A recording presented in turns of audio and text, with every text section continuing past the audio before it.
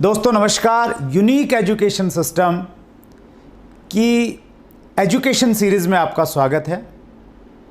हम बातचीत कर रहे हैं 6 बेसिक्स के बारे में। पहला basic, use the product and promote the product and open अपनी दुकान। इसके बारे में मुकेश कोठारी जी ने बहुत विस्तार से बातचीत की और उससे मैंने ये सीखा कि जब हम प्रोडक्ट को इस्तेमाल करते हैं तो किस प्रकार हमारा कॉन्फिडेंस लेवल बढ़ता है। दूसरा basic, make a list of dreams and prospects. इसमें एस अत्री साहब जो पेशे से टीचर हैं, उन्होंने बहुत शानदार तरीके से हमें बताया कि हमें लिस्ट को क्यों बनाना है और किस तरीके से हम 1000 लोगों की लिस्ट बना सकते हैं। और तीसरा जो बेसिक है, कॉन्टैक्ट एंड इनवाइट, उसमें सुजीत कुमार सिंह जी ने बेहतरीन तरीके से हमें बताया कि जब हम कॉन्टैक्ट करें तो हमें मैच्योर नो सीखे की तरह नहीं काम करना है, हमें प्रोफेशनल्स की तरह काम करना है, तभी हमें रिजल्ट मिलेंगे। और जो फोर्थ बेसिक था, share the products and plan, Mahavir Saharan ji ने बहुत शानदार तरीके से एग्जाम्पल के माध्यम से हमें बताया कि अगर हम छोटे बच्चे को पेपर के ऊपर में अगर हाथी बना के दिखाएंगे तो उसके बहुत सारे प्रश्न होंगे, लेकिन जब हम उसको साक्षात हाथी दिखा देंगे तो उसके सारे प्रश्न खत्म हो जाएंगे और फिर वो भूल नहीं पाएगा कि हाथी कैसा होता है। सो आज जिस टॉपिक पे मैं बातचीत कर रहा हूँ, मैं बात कर रहा हूँ 5th बेसिक पे, और वो है follow up with in 48 hours. आपने जिस व्यक्ति को प्लान दिखाया है उस व्यक्ति से आपने दोबारा मिलना है, 48 आवर्स के अंदर अंदर मिलना है। हम जितना भी काम हम बेसिक क्यों कर रहे हैं, ये जो पॉइंट अब तक हमने फॉलो किए हैं, चाहे हमने प्रोडक्ट यूज़ किया है, लिस्ट बनाई है, कॉन्टेक्ट किया है, प्लान दिखाया है, ये इसलिए किया है ताकि हम सामने वाले व्यक्ति को अपना प्रोडक्ट दे सकें या हम उसे अपने बिजनेस में ज्वाइन कर सकें। ये हमारा मकसद रहा है मेन। सो अब समय आ गया है जिस मकसद के लिए हम बेसिक्स फॉलो कर रहे हैं उसका परिणाम लेने का, यानी या तो प्रोडक्ट सेल करने का या सामने वाले व्यक्ति को अपने नेटवर्क में ज्वाइन करवाने का। एक कहावत है, पुरस्कार प्रयासों को नहीं मिलते, परिणामों को मिलते हैं। अगर आप अपने प्रयासों को परिणामों में कन्वर्ट कर पाए, रिजल्ट में उनको तब्दील कर पाए, तो ही आपको रिवार्ड्स मिलेंगे, तो ही आपको बेनिफिट होता है। सो जो भी हमने अब तक एक्टिविटीज़ की है वो इसलिए की है कि हम सामने वाले व्यक्ति को अपना प्रोडक्ट सेल करें। हम इसमें विस्तार से बातचीत करते हैं। जब भी हम लोग फॉलोअप करें, सबसे पहली बात यह है कि जब भी हम लोग फॉलोअप करने के लिए जाते हैं, सो फॉलोअप को हम लोग क्वेश्चन हैंडलिंग भी कहते हैं। रिसर्च ये कहती है कि 10% लोग प्लान देखने के बाद प्रोडक्ट लेते हैं या ज्वाइन करते हैं, लेकिन 90% लोग तब ज्वाइन करते हैं जब उनको फॉलोअप किया जाता है, जब उनसे दोबारा मिला जाता है। सो फॉलोअप को हम लोग क्वेश्चन हैंडलिंग भी कहते हैं। क्वेश्चन हैंडलिंग का मतलब ये हुआ कि यहाँ पे बहुत सारे प्रश्न आएंगे आपके सामने और उन क्वेश्चंस को आपने सही से हैंडल किया, सही से उनका रिप्लाई दिया, तो सामने वाला व्यक्ति आपके साथ में जुड़ जाएगा। फॉलोअप कब करना है? फॉलोअप के जनरली हम लोग 5 फॉलोअप की बात करते हैं कि 5 बार आपको आइडियली आपको फॉलो करना चाहिए। पहला फॉलोअप कब करना है? पहला फॉलोअप प्लान दिखाने के तुरंत बाद किया जा सकता है। आपने किसी व्यक्ति को प्लान दिखाया, उसके तुरंत बाद भी आप फॉलोअप कर सकते हैं। अगर उस समय सामने वाला व्यक्ति आपके साथ आपके बात से सहमत नहीं है, आपका प्रोडक्ट नहीं ले रहा है, तो आपने उस समय एक अपॉइंटमेंट फिक्स करनी है दोबारा मिलने की, और वो जो अपॉइंटमेंट है वो 48 घंटे के अंदर होनी चाहिए। इसलिए हम इसे कहते हैं फॉलोअप विद इन 48 आवर्स। इसके पीछे बहुत सारी साइंस है, हम लोग उस साइंस में नहीं जाएंगे। बस आपने ये याद रखना है कि अगर आपने किसी को प्लान दिखाया तो 48 घंटे के अंदर अंदर आपने उस व्यक्ति से दोबारा संपर्क करना है। संपर्क करें, फॉलोअप आपका कंफर्म बुक हो। उसके लिए एक बड़ा अच्छा तरीका ये हो सकता है कि जब आपने उसको प्लान दिखाया उस समय आप फॉलोअप किट एक रखें अपने पास में, जिसमें कुछ लिटरेचर हो, कुछ बुक्स हो, प्रोडक्ट कैटलॉग हो सकता है, वो वहाँ पे आप छोड़िए उस नए साथी के पास में और आप कहिए कि ये आप देखिए, और प्रमोशन के साथ में वो चीज़ें वहाँ पे छोड़ के आइए और आप उनसे समय लीजिए कि मैं अभी तो थोड़ा जल्दी में हूँ, मैं दोबारा आपसे मिलूँगा, तो बताइए कल हम लोग मिलें या परसों मिलें। 2 ऑप्शन देके 48 आवर्स के अंदर अंदर आपने दोबारा फॉलोअप वहीं पर बुक कर लेना है। आप 48 आवर्स के बाद में मिले और उसके बाद में भी व्यक्ति अगर निर्णय नहीं ले पा रहा है तो आप परेशान मत होइए। अभी आपने 3 फॉलोअप और करने हैं, टोटल 5 फॉलोअप बताया गया है कि 5 फॉलोअप तक आपको करना चाहिए। आपने ध्यान रखना है कि जब भी आप किसी व्यक्ति से मिलने के लिए जा रहे हैं फॉलोअप में, या तो आप प्रोडक्ट सेल करके आएंगे, उसका केवाईसी लेके आएंगे, या नेक्स्ट कब मिलना है वो अपॉइंटमेंट की डेट और टाइम लेके आएंगे। दोनों में से एक चीज़ वापसी में आपके पास में होनी चाहिए। इस प्रकार से हम 5 फॉलोअप कर सकते हैं। जब हम लोग फॉलोअप करेंगे, फॉलोअप करते समय कुछ इंपॉर्टेंट पॉइंट्स है जिनका हमें हमेशा ध्यान रखना चाहिए। पहला पॉइंट है हैव पेशेंस। आपने धैर्य के साथ में बातचीत करनी है, उतावलापन मत दिखाइए, जल्दबाजी मत कीजिए। अक्सर जल्दबाजी में चीज़ें खराब हो जाती हैं। सो आप आराम से मिलिए, बातचीत कीजिए, पेशेंस रखिए अपनी बातचीत में। बी एंथुसियास्टिक, उत्साह में रहिए, एक्साइटमेंट में रहिए। आपको बोर नहीं होना है, आपको परेशान नहीं होना है कि आप तीसरे या चौथे फॉलोअप में जा रहे हैं और बंदा जो है बहुत पकाऊ है, बहुत सारे प्रश्न करता है, बहुत सारी क्वेरी करता है, बहुत नेगेटिव सी नेचर का है। आप जब भी मिलें उत्साह में रहिए, क्योंकि एक लाइन मुझे बहुत अच्छी लगती है, selling is transfer of enthusiasm. अगर आप अपने एंथुजियाज्म को, अपने उत्साह को सामने वाले व्यक्ति में ट्रांसफर कर सकते हैं तो आप अपना प्रोडक्ट सेल कर सकते हैं। वो उत्साह आपका हमेशा बना रहना चाहिए। Do not over commit. आप जब फॉलोअप के लिए जाएं, कोई भी ओवर कमिटमेंट मत कीजिए, चाहे वो प्रोडक्ट के बारे में है, चाहे आप उसको किस प्रकार की सर्विसेज देंगे उसके बारे में है। ओवर कमिटमेंट करना मॉरली भी ठीक नहीं है, और अगर आपने कुछ मॉरल का ओवर कमिटमेंट किया और आप पूरा नहीं कर पाए तो वो आपके बिजनेस को कोलैप्स करने वाली चीज़ बन जाती है।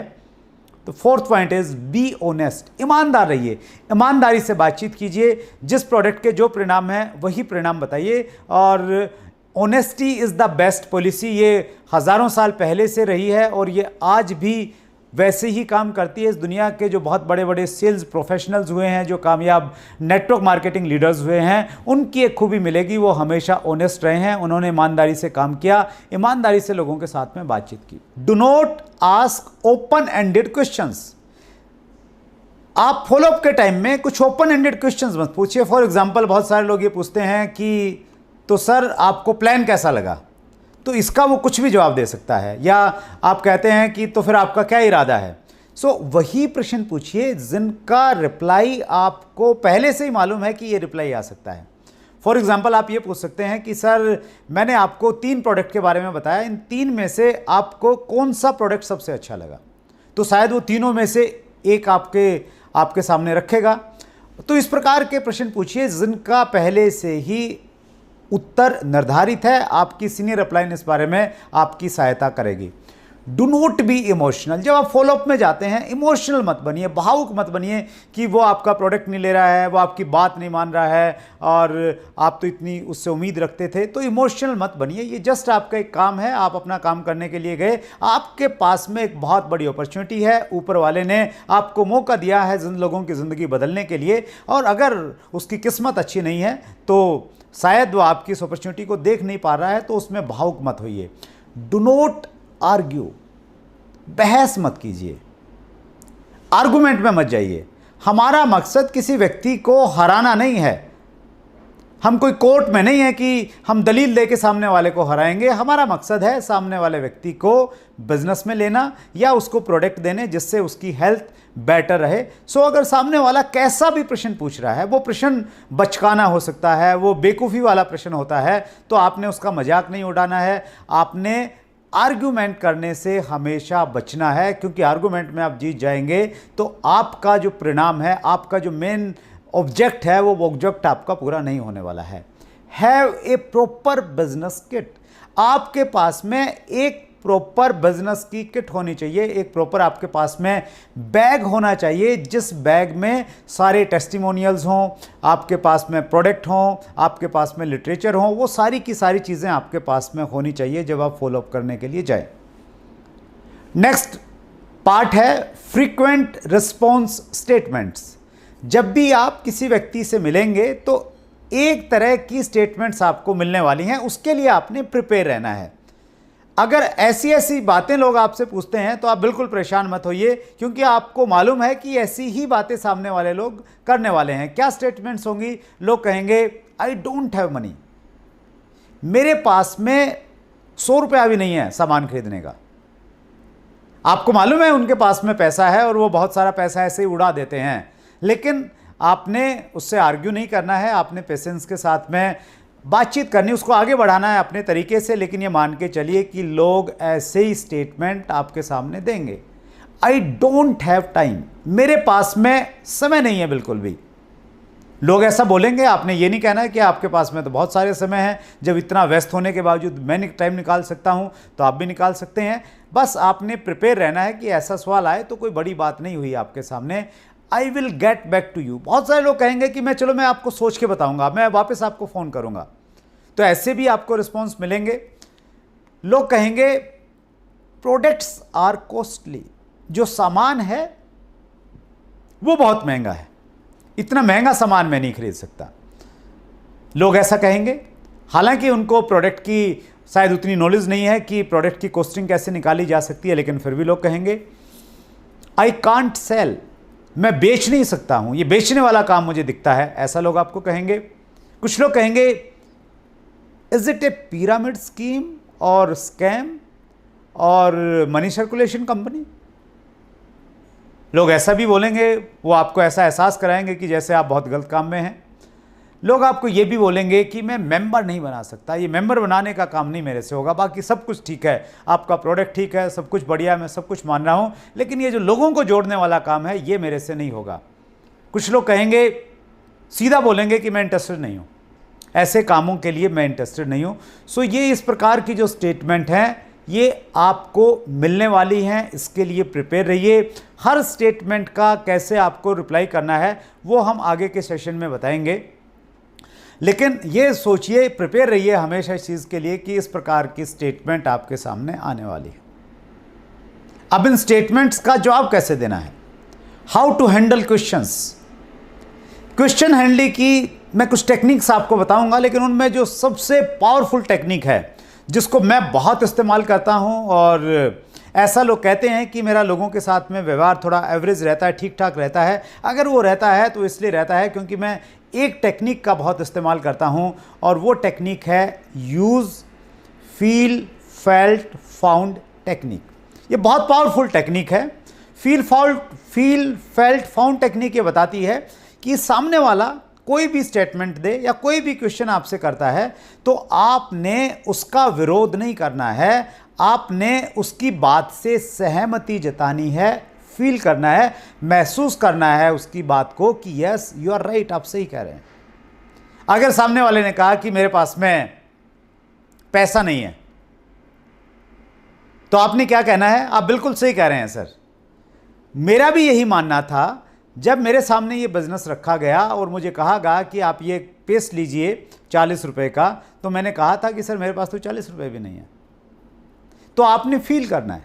सामने वाला कहता है मेरे पास में टाइम नहीं है, तो आपने कहना बिल्कुल सही कहा सर आपने, मुझे भी ऐसा लगता था मेरे पास में टाइम नहीं है, और मेरे पास टाइम था भी नहीं सर। कुछ भी सामने वाला व्यक्ति बोलता है, वो कहता है कि क्या ये स्कीम है, तो आपने कहना आपने बिल्कुल सही बात की है सर, मुझे भी ऐसे ही लगता था इन सब चीज़ों को लेके ये स्कीम है। सो सबसे पहले वो कुछ भी बोले, आपकी पहली लाइन ये होनी चाहिए, आपने बिल्कुल सही कहा सर, मैं भी ऐसा ही सोचता था, और कहीं ना कहीं आप ऐसा सोचते थे।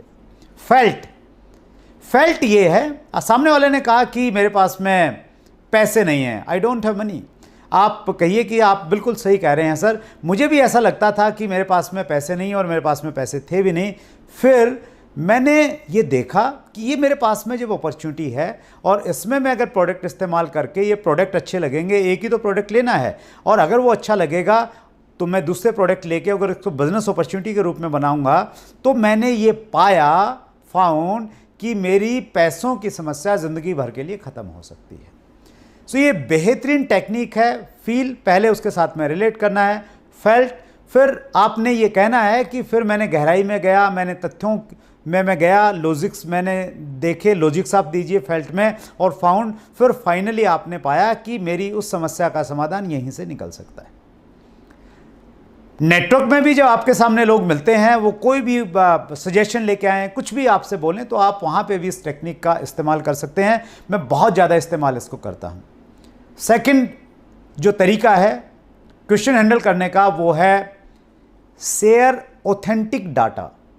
आपके पास में कुछ ऑथेंटिक आंकड़े होने चाहिए, डाटा होना चाहिए। अगर वो डाटा आप शेयर करते हैं सामने वाले व्यक्ति से, तो सामने वाला व्यक्ति उस डाटा से और जिस ऑर्गेनाइजेशन का वो डाटा है उससे वो प्रभावित होता है, वो हमारी बात से प्रभावित नहीं होता। क्योंकि हमेशा ये कहा जाता है कि जब हम किसी से बातचीत करते हैं तो हम सेकंड पार्टी हैं, सामने वाला फर्स्ट पार्टी है, और फर्स्ट पार्टी और सेकंड पार्टी में कहीं ना कहीं एक ईगो क्लैश होता है। लेकिन जब हम कोई थर्ड पार्टी लेके आते हैं बीच में, कोई तीसरा व्यक्ति बता रहा होता है, सो अब ईगो क्लैश नहीं होता है और तीसरे व्यक्ति की बात जल्दी समझ में आती है। सो आप डाटा शेयर कीजिए। जब आप डायरेक्ट सेलिंग के बारे में बातचीत कर रहे हैं तो आप बताइए कि सर डायरेक्ट सेलिंग का जो ग्लोबल टर्नओवर है वो लगभग $1,90,000 का था 2018 में, और इतना बड़ा जो ये नेटवर्क है, इतना बड़ा जो टर्नओवर है, इस टर्नओवर में सबसे ज़्यादा $35,000 अमेरिका का है और हिंदुस्तान की भागीदारी मात्र $1,518 की है। सो अगर हम ये डाटा देखते हैं तो हम पाते हैं कि हमारे देश में डायरेक्ट सेलिंग का बहुत उज्जवल भविष्य है। और ये जो डाटा मैं आपको शेयर कर रहा हूं सर, ये world federation direct selling association के आंकड़े हैं और WFDSA.org ये इसकी वेबसाइट है, आप इस पर भी जाके आप चेक कर सकते हैं। सो जब आप इस प्रकार से उस डाटा का सोर्स उसको बताते हैं, उस ऑर्गेनाइजेशन के बारे में बताते हैं, तो सामने वाला व्यक्ति उस थर्ड पार्टी से बेटर तरीके से समझ सकता है। सो ये बहुत इफेक्टिव टेक्निक है, स्पेशली जो लोग पढ़े लिखे लोग हैं, थोड़ा एजुकेटेड लोग हैं, डाटाज में बात करते हैं, डाटाज की भाषा समझते हैं, उनसे आप इस तरीके से अच्छे तरीके से बात कर सकते हैं। तीसरी टेक्निक है answer questions by asking questions. बहुत बार सामने वाला व्यक्ति आपको कुछ सवाल पूछेगा और आप याद रखिए हर सवाल का आप जवाब नहीं दे पाएंगे। बहुत बार उस सवाल में से एक सवाल पूछना भी एक जवाब हो सकता है, हर जगह अप्लाई नहीं होगा। इसको आपने थोड़ा इंटेलिजेंट तरीके से कॉमन सेंस यूज़ करते हुए आप इसका इस्तेमाल कर सकते हैं। फॉर एग्जांपल, आप बिजनेस में नए हैं और एक सामने वाला व्यक्ति बोलता है कि आपको इस बिजनेस से कितना पैसा आ रहा है, और आपने भी शुरुआत की है, तो आपको लगता है कि आप ये बताएंगे कि मुझे अभी कुछ नहीं आया, तो सामने वाला नेगेटिव हो जाएगा और वो ये कहे कि यार ये इसमें कुछ आता जाता नहीं है, ये तो ऐसे ही काम होते हैं। सो आप ये कह सकते हैं कि सर मैंने तो अभी शुरू किया है, लेकिन हमारे बिजनेस में 500 रुपये से लेके 50 लाख रुपया महीने कमाने वाले लोग हैं। आप बताइए आप कितना रुपया महीना कमाना चाहेंगे। ये क्वेश्चन में आपने एक दूसरा क्वेश्चन पूछ लिया है। तो इस प्रकार बहुत सारे, वो आपने डिसाइड करना पड़ेगा कि इस टेक्निक का आप कहाँ इस्तेमाल कर सकते हैं, लेकिन ये बहुत अच्छी और बहुत पावरफुल टेक्निक है। नेक्स्ट जो टेक्निक है जिसका आप इस्तेमाल कर सकते हैं क्वेश्चन हैंडलिंग में, और वो है कॉम्प्लीमेंट क्वेश्चंस। सामने वाला जो प्रश्न पूछ रहा है उस प्रश्न के बाद में आप तुरंत जवाब मत दीजिए, थोड़ी देर सोचिए और बोलिए कि सर आपका जो प्रश्न है ये बहुत इंटेलिजेंट प्रश्न है, इतना इंटेलिजेंट प्रश्न मेरे सामने किसी से नहीं पूछा। आप उसके क्वेश्चन को अगर कॉम्प्लीमेंट देंगे, उसको अच्छा मानेंगे, तो शायद वो आपके रिप्लाई को भी वो अच्छा मानेगा। क्योंकि जब कोई व्यक्ति आपको पसंद करेगा तो फिर शायद वो आपके जवाब को भी पसंद करेगा, आपके प्रोडक्ट को भी पसंद करेगा, आपको आपकी कंपनी को भी पसंद करेगा। एक कोटेशन है, if you can sell your self you can sell everything. आप अपने आप को बेचिए, मीन्स आप अपने व्यवहार से, अपनी बातचीत से सामने वाले व्यक्ति को प्रभावित कीजिए। नेक्स्ट जो टेक्निक है ये बहुत पावरफुल टेक्निक है, आंसर क्वेश्चंस विद टूल्स। सामने वाला जब भी कोई प्रश्न पूछता है आप टूल्स की सहायता से उसका जवाब दीजिए। फॉर एग्जांपल, सामने वाला पूछता है कि आपके प्रोडक्ट की क्वालिटी में मुझे डाउट है, आपकी क्वालिटी कैसी है। तो आपके पास में कोई टेस्टिमोनियल है, 1 मिनट का छोटा सा वीडियो है, वो दिखाइए। आपके पास लिटरेचर में कोई टेस्टिमोनियल है, वो उसको पढ़ाइए। इस प्रकार से आप लिटरेचर का यूज़ कर सकते हैं। सामने वाला व्यक्ति कोई प्रश्न कहता है कि क्या इस बिज़नेस में लोग ज़्यादा पैसा कमाने वाले लोग हैं, तो आप कहिए कि सर बहुत अच्छा प्रश्न आपने पूछा है। हमारे यहाँ पे एक प्रोग्राम रहता है हर संडे को सुबह 11 बजे, और वो प्रीमियर प्रोग्राम रहता है यूट्यूब के ऊपर में, हमारा चैनल है, तो मैं आपको उसका लिंक भेजूंगा, आपको रिमाइंडर करवाऊंगा। उस प्रोग्राम को अगर आप अटेंड करेंगे सर, आपके इस प्रश्न का जवाब वहाँ पे मिल जाएगा। आपने जो प्रश्न पूछा है मैं शायद उसका जवाब नहीं दे सकता। सो जो हमारे टूल्स हैं, ऑडियो हैं, वीडियोज़ हैं, वेबसाइट है, अप्लायंस के नाम हैं, ये जितने भी सारे लोग हैं इनको आप टूल्स के रूप में इस्तेमाल कर सकते हैं और इनके माध्यम से आप रिप्लाई कर सकते हैं। इस प्रकार आप सामने वाले व्यक्ति के प्रश्नों का जवाब देंगे उसकी ईगो को ठेस पहुंचाए बिना।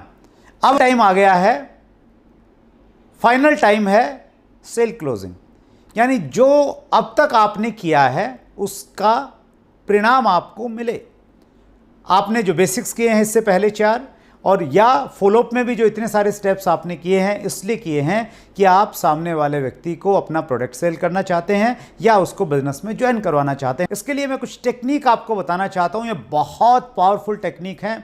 ये अगर आपने अपने बिजनेस में अप्लाई कर लिया और आपने अपनी टीम को अगर ये टेक्निक सिखा दी तो फिर आपके परिणाम जो हैं वो कई गुना बढ़ने वाले हैं। इनमें एक टेक्निक है जिसे हम कहते हैं ट्रायल क्लोज। ट्रायल क्लोज का मतलब यह है कि जब आप प्रेजेंटेशन दे रहे हैं, प्रेजेंटेशन के बीच में ही आप ये चेक करते हैं कि सामने वाला आपके प्रोजेक्ट को कितनी गंभीरता से ले रहा है और वो आपके प्रोडक्ट लेगा या नहीं लेगा। उसके लिए मैं अपना एक एग्जांपल देना चाहता हूं। 2010 में जब मैं एक कार खरीदने वाला था तो मैंने डिसाइड किया कि मैं या तो मर्सिडीज़ खरीदूंगा या मैं ऑडी खरीदूंगा, और उन दोनों में से मैं थोड़ा कंफ्यूज था कि कौन सी लेनी चाहिए। और मैं चला गया दोनों के शोरूम में, मैंने दोनों के जो सेल्स एग्जीक्यूटिव थे उनसे बातचीत की। मैंने बाहर रोड पे किसी एक ऐसे रोड पे जहाँ पे ट्रैफिक नहीं था दोनों गाड़ियों को बुलाया टेस्ट ड्राइव के लिए। तो वो दोनों जो सेल्स एग्जीक्यूटिव थे वहाँ पे आ गए। उन दोनों को मालूम चल गया कि मैं कहीं ना कहीं दोनों का कंपटीशन करवा रहा हूँ। और फिर फाइनली मैंने कहा कि चलो ठीक है, टेस्ट ड्राइव हो गया है, अब मैं शोरूम पे चलते हैं और हम लोग बातचीत करते हैं। तो सबसे पहले मैं ऑडी के शोरूम में गया और एग्जीक्यूटिव से बोला कि गाड़ी तो आपकी ठीक है, लेकिन यार मैंने तो है ना मर्सिडीज़ लेनी है। मर्सिडीज़ के ये फीचर हैं, मर्सिडीज़ इतना बड़ा ब्रांड है, मेरा ड्रीम रहा है कि मैंने मर्सिडीज़ लेनी है, तो मैं तो मर्सिडीज़ लेना चाहता हूँ। तो ऑडी वाले ने ऑडी के फीचर बताए कि नहीं सर, ऑडी में ये फ़ायदा है, ये है, नए ज़माने की गाड़ी है, ये टेक्निक है, ये मर्सिडीज़ में नहीं है, ये ऑडी में है, और वो सारी की सारी चीज़ें उन्होंने बताई। फिर मैंने कहा कि चलिए ठीक है, मैं एक बार मर्सिडीज़ में भी जाना चाहूँगा और मैं आपको वापस मिलता हूँ। फिर मैं मर्सिडीज़ में गया और मर्सिडीज़ में जाके जो उन्होंने प्लस पॉइंट बताए थे ऑडी के, वो मैंने बताया कि यार ऑडी में तो ये फ़ायदे हैं और मर्सिडीज़ में ये प्रॉब्लम्स है, ये तो पुराने ज़माने की गाड़ी है। सो जो मर्सिडीज़ का सेल्स एग्जीक्यूटिव था, he was a intelligent person और उसने ट्रायल क्लोज को इस्तेमाल किया। जब मैं उसको इस चीज़ में उलझा रहा था, कंपैरिजन करवा रहा था कि ऑडी बेटर है मर्सिडीज़ से, उसने मुझे कहा हंसते हुए कि सर ये तो हम आपको कन्विंस करेंगे कि मर्सिडीज़ क्यों बेटर है, ये तो मैं आपको कन्विंस कर दूंगा, डोंट वरी, लेकिन मैं आपसे ये जानना चाहता हूं अगर आप मर्सिडीज़ लेंगे तो आपको कौन सा कलर पसंद है। तो मैंने पूछा कौन कौन से कलर आते हैं आपके यहाँ पे, तो उन्होंने कई सारे कलर दिखाए और शोरूम में गाड़ी खड़ी थी, वो बोला कि एक ये भी कलर है सर, ये सबसे ज़्यादा बिकता है। मैंने कहा हाँ ये कलर लगता तो मुझे भी अच्छा है। तो उन्होंने कहा कि सर 90% लोग यही कलर खरीदते हैं। और ऐसे करते करते वो कब मुझे ऑडी से निकाल के मर्सिडीज़ में लेके आया और 40 लाख रुपए का चेक मेरे से लेके कब चला गया मुझे मालूम नहीं चला। वो ट्रायल क्लोज थी उनकी कि उन्होंने जहाँ मैं इंटेलिजेंट बन के उसको उलझा रहा था, वो ऐसे निकाला उसने और निकाल के वो मेरे से सेल क्लोज करके चला गया। तो आप भी इस टेक्निक का इस्तेमाल कर सकते हैं। जब आप प्रेजेंटेशन देते हैं, सामने वाले का इंटरेस्ट चेक कर सकते हैं, बीच में उसको जहाँ पे वो उलझा हुआ है उससे बाहर निकाल के दूसरी दिशा में आप डाइवर्ट कर सकते हैं। ये बहुत इफेक्टिव है, लेकिन जब आपका थोड़ा एक्सपीरियंस हो जाएगा आप इसका अच्छे से इस्तेमाल कर सकते हैं। दूसरी जो सेल क्लोजिंग टेक्निक है वो है Ben Franklin closing. Ben Franklin ने एक बहुत अच्छा आइडिया दिया है और बेन फ्रैंकलिन का आइडिया ये कहता है कि जब आप सामने वाले व्यक्ति को कोई प्रोडक्ट सेल कर रहे हैं और सामने वाला व्यक्ति कंफ्यूज है, उसको लगता है कि यार लूँ नहीं लूँ, कोई नुकसान तो नहीं हो जाएगा, उस समय आप क्या कीजिए, एक पेपर लीजिए, पेपर में एक लाइन लगाइए, उसको 2 पार्ट में डिवाइड कर दीजिए और एक साइड में लिखिए फ़ायदे और दूसरी साइड में लिखिए नुकसान, कि अगर वो प्रोडक्ट लेता है तो उसको क्या क्या फ़ायदे होंगे, अगर वो प्रोडक्ट नहीं लेता है तो उसको क्या नुकसान होंगे। यानी अगर वो प्रोडक्ट ले लिया, फॉर एग्जांपल उसने 1000 रुपये का प्रोडक्ट लिया तो उसको क्या क्या फ़ायदे हो जाएंगे, और 1000 रुपये का जो प्रोडक्ट लिया है वो प्रोडक्ट लेने से उसको नुकसान क्या हो जाएगा। या अगर उसने ज्वाइन कर लिया तो क्या क्या फ़ायदे हो जाएंगे, अगर उसने ज्वाइन कर लिया तो नुकसान क्या हो जाएगा उससे।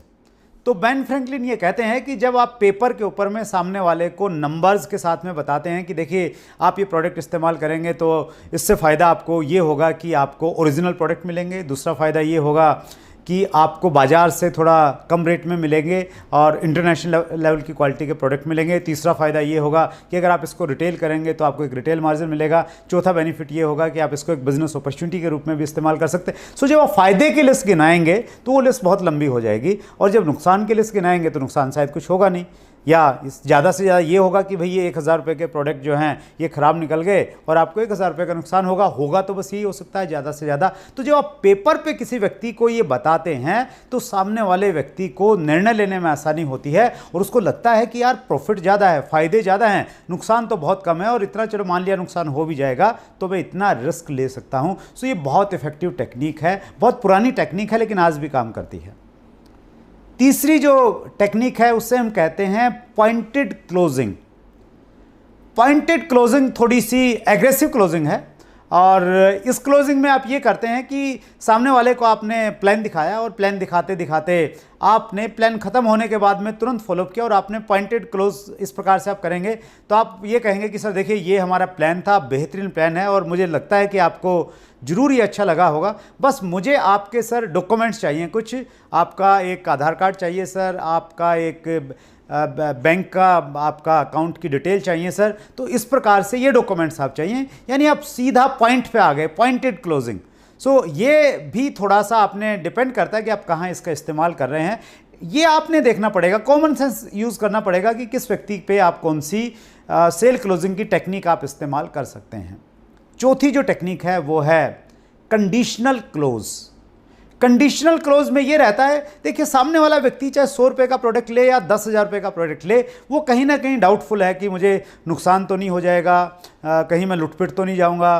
तो उस प्रकार का एक नेचुरल एक वो डाउट क्रिएट होता है जब हम भी कोई प्रोडक्ट लेते हैं तो हमारे पास में भी हमारी भी यही स्थिति होती है।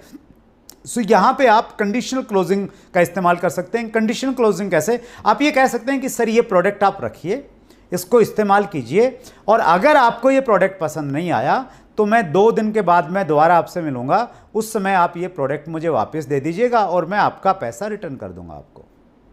तो ये कंडीशनल क्लोजिंग है, आपने प्रोडक्ट दिया, इस कंडीशन पे दिया कि अगर इस्तेमाल नहीं हुआ तो आप वापस ले लेंगे। सो सामने वाला फिर आपके साथ आपका प्रोडक्ट ले लेता है।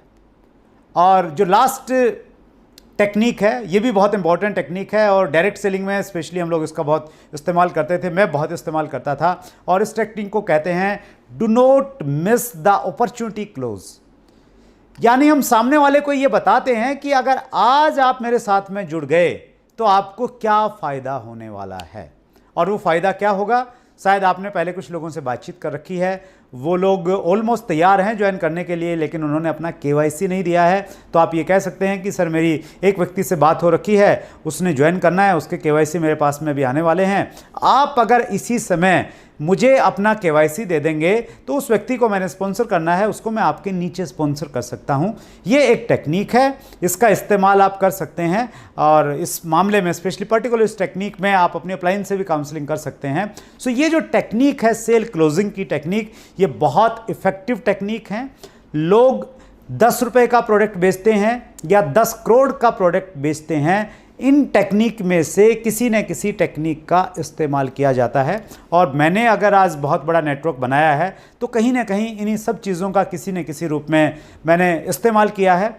मुझे उम्मीद है कि आपको ये टेक्निक्स अच्छी लगी होंगी, और कोई भी चीज़ अगर आपको अच्छी लगती है लेकिन अगर आपने उसको अप्लाई नहीं किया है, आप उसको व्यवहार में नहीं लेके आ रहे हैं, आप उसका इस्तेमाल नहीं कर रहे हैं, तो वो सारी की सारी चीज़ें आपके लिए व्यर्थ हो जाती हैं। एक कोटेशन है, knowing and not doing is equal to not knowing.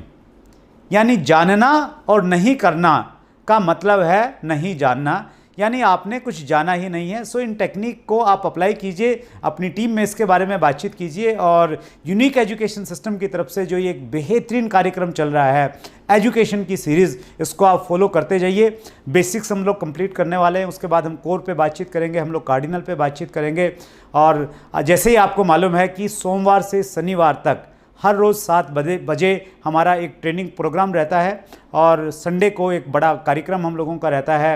एक शानदार लीडर्स एक सेमिनार लेता है आपके लिए, 11 बजे का उसका टाइमिंग रहता है। और अब तक अगर आपने यूनिक एजुकेशन सिस्टम चैनल को अगर सब्सक्राइब नहीं किया है तो इतनी सारी इन्फॉर्मेशन आपको मिलेंगी कैसे। सो सब्सक्राइब कीजिए, अपनी टीम को सब्सक्राइब करवाइए, बेल आइकन दबा दीजिए ताकि सारी इन्फॉर्मेशंस आपके पास में आए। मैं यूनिक एजुकेशन सिस्टम का बहुत धन्यवाद करता हूं और जो हमारे प्रेसिडेंट हैं मुकेश कोठारी सर, उनका धन्यवाद करता हूं। पहले जिन स्पीकर्स ने 4 बेसिक्स के बारे में बातचीत की, मुकेश कोठारी सर उनमें स्वयं थे, अत्री साहब उसमें थे, सुजीत कुमार सिंह थे और महावीर सहारन जी थे। मैं उनका आभार प्रकट करता हूँ। थैंक यू वेरी मच, बहुत बहुत धन्यवाद।